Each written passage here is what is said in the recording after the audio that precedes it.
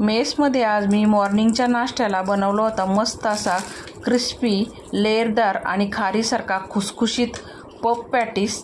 तर मंडळी तुम्ही हा पफ पॅटीस एकदा नक्की ट्राय करून बघा। एकदम छान असे लेयर्स येतात आणि खाण्यासाठी तेवढाच टेस्टी असा बनतो। तर छोट्या छोट्या गोष्टी आहेत ते लक्षात घेतले ना तर तुम्ही पण घरच्या घरी हा पफ पॅटीस बनवू शकता। एकदम क्रिस्पी बनतो। तर चला वेळ न घालता रेसिपीला सुरुवात करूया। तर इथे मी 1 किलो बटाटे स्वच्छ धुवून कुकरमध्ये टाकून घेतलेत। पाणी टाकलं त्या बटाट्यांमध्ये आणि झाकण लावून कुकरला 1 शिट्टी काढून घेतली। 1 शिट्टीमध्ये मस्त असे बटाटे शिजलेले आहेत। आता कुकरमधून बाहेर काढून ठेवले। तर परातीमध्ये मी इथं लगेच 2 वाट्या मैदा घेतला, चवीनुसार मीठ टाकलं, 1 चमचा ओवा हातावर क्रश करून टाकला, म्हणजे ओव्याचा फ्लेवर आहे ना पिठामध्ये चांगला उतरतो। आता याच्यामध्ये मी एकदम नॉर्मल तेल टाकलेलं आहे 2 चमचे आणि मिक्स करून घ्यायचं आहे हाताने, म्हणजे पिठाच्या कणाकणाला हे तेल चोळून घ्यायचं, म्हणजे ना आपले जे पफ पॅटीस आहे ते खुसखुशीत होतील मग। तर इथं मस्त असं मी पिठाच्या कणाकणाला तेल आहे ना व्यवस्थित असं चोळून घेतलेलं आहे। आणि आता आहे ना हे पिठामध्ये ना थोडं थोडं पाणी टाकायचं, नॉर्मलच पाणी घेतलेलं आहे आणि घट्टसा असा आपल्याला हे पिठाचा गोळा मळून घ्यायचा आहे। मैद्याचं पीठ आहे ते। तर आहे ना पाणी एकदाच नाही वतायचं, थोडं थोडं वतायचं आहे आणि घट्ट असा डो लावून घ्यायचा, कारण की जास्त पाणी ओतलं तर ते पीठ लूज होईल, मग आपले पफ पॅटीस आहे ना लूज पडतात मग लगेच बनवल्याच्या नंतर। म्हणजे कडक पीठ मळून घ्यायचं चांगलं, पाण्याचा थोडासाच वापर करायचा आणि रेस्ट करायला ठेवलेलं आहे इथं 15-20 मिनटं मी। तोपर्यंत साठा बनवून घेऊया। 1 तुपाचा चमचा घेतलेला आहे भरून मी आणि त्यामध्ये 2 चमचे मैदा टाकलेला आहे। आता हे मैदा आणि तूप एकत्र करून व्यवस्थित आपल्याला फेटून घ्यायचं आहे, म्हणजे याचं क्रीमी असं बॅटर तयार झालं पाहिजे। तर इथं बघा मस्त असं मी 2-3 मिनटं चांगलं फेटून घेतलं, क्रीमी असं हे बॅटर तयार झालं। आता साईडला ठेवून देऊया। आता इथं कढईमध्ये मी 2 चमचे धना घेतलेला आहे अख्खा, 2 चमचे जिरा घेतला आहे, 2 चमचे बडीशेप घेतलेली आहे। आता हे सर्व जिन्नस आहे ना आपल्याला स्लो गॅसवरती खमंग असं भाजून घ्यायचं आहे। आता हे खमंग भाजून झाल्याच्या नंतर थंड करून एका मिक्सरच्या भांड्यामध्ये काढून घेतलं आणि हे आपल्याला भरड असं दळून घ्यायचं आहे मिक्सरला। तर इथं बघू शकता असं भरड मी दळून घेतले मिक्सरला।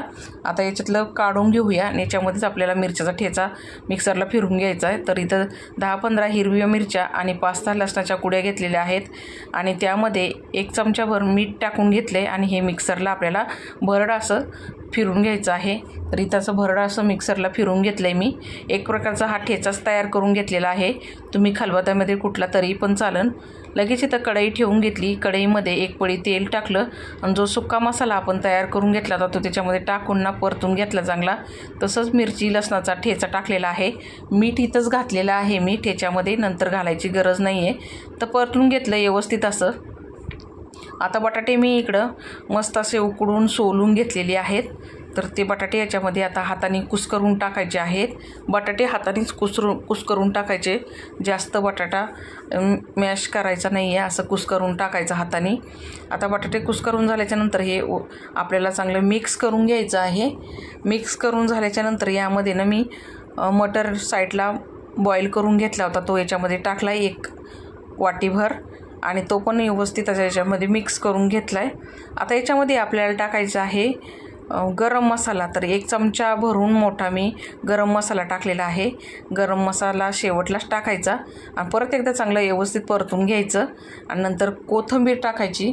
कोथिंबीर टाकून परत थोडंसं परतून घेतलं, तयार झाली इथं मस्त अशी आपली भाजी। तर ही भाजी एकदम टेस्टी होती, म्हणजेच आपला पफ पॅटीसचा मसाला तयार झालेला आहे। आता लगेच आपण इथं असे पिठाचे 6 उंडे तयार करून घेतलेले आहेत, छोटे छोटे, म्हणजे छोट्या छोट्या चपात्या लाटायच्या आहेत आपल्याला।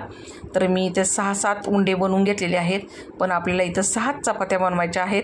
तर छोट्या छोट्या बनवायच्या, पातळ अशा लाटायच्या आहेत, बिलकुल जाड ठेवायचे नाही आहे। चपाती पातळच लाटली गेली पाहिजे, तरच आपल्या जे पफ पॅटीस आहेत त्याला चांगले लेयर्स सुटतात। तर इथं अशा पद्धतीने मी चपात्या लाटून घेतलेल्या आहेत सर्व आणि ह्या भांड्याला पहिलं पीठ लावून घ्यायचं आणि मग त्याच्यावरती एकावर एक चपात्या टाकून घेतल्यात, बघू शकता तुम्ही, म्हणजे चिटकणार नाही आहेत त्या।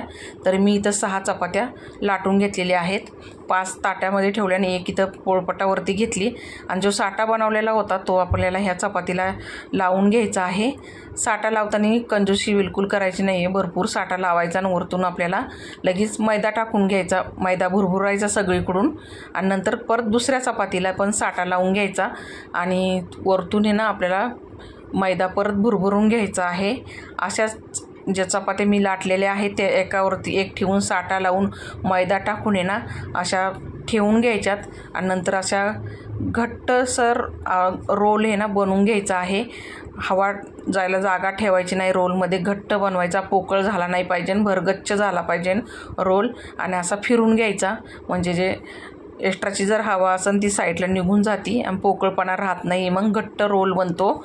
रोल बनवून झाल्याच्यानंतर आपल्याला हा कट करून घ्यायचा आहे। तर आहे ना आता हे रोल आहे ना आपल्याला असा छोट्या छोट्या चपात्या होतील इतपतच म्हणजे 1-1 इंच म्हटलं तरी चालेल कट करून घ्यायच्या अशा।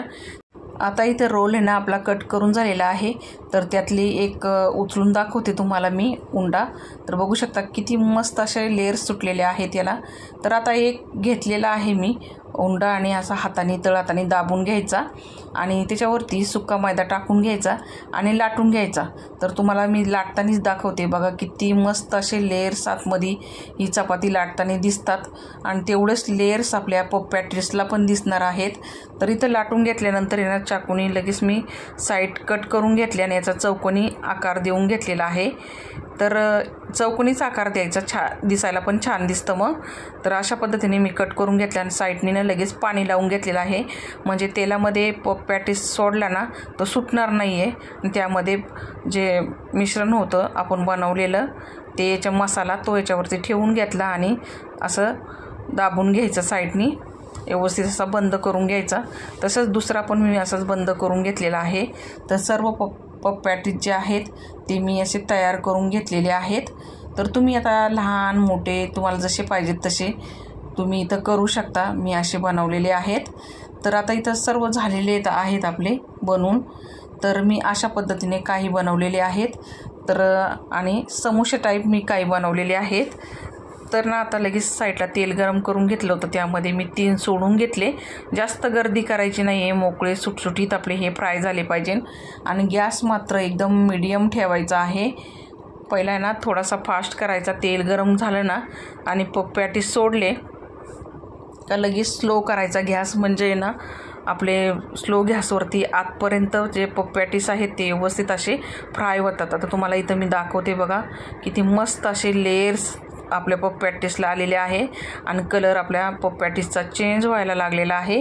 तर मस्त बघू शकता किती खारीसारखी लेयर्स सुटलेली आहेत आणि तेवढाच क्रिस्पी कुरकुरीत फ्राय होतो।